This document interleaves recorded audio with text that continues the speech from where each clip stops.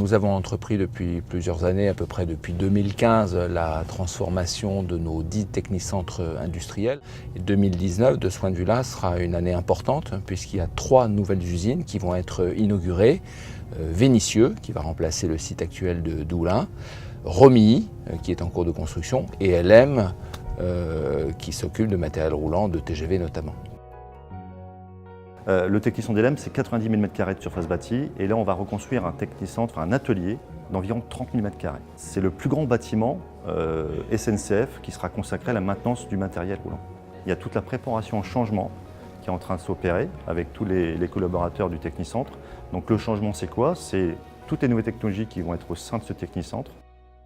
C'est à la fois de la documentation qui est dématérialisée, accessible sur les tablettes, c'est de la cobotique, c'est-à-dire des robots qui assistent les opérateurs pour faire leurs tâches et les rendre moins pénibles. Ça peut être de l'Internet des objets également, qui permettent de surveiller à distance avec des capteurs de bon fonctionnement de nos machines.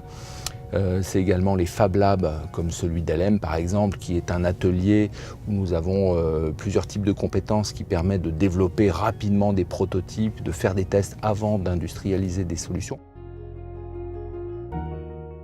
Ce qu'il faut savoir, c'est qu'on va construire un technicentre sans rail. Donc ça, c'est une grande première en France.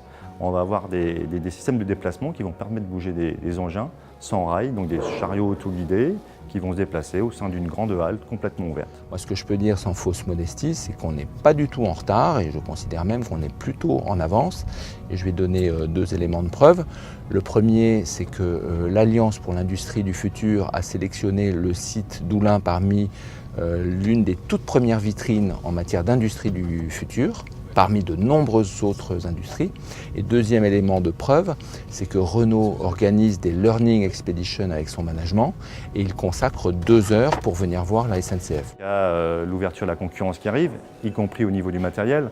Donc il faut qu'on se dote quand même d'outils modernes, performants, qui nous mettent vraiment au premier rang par rapport à la maintenance.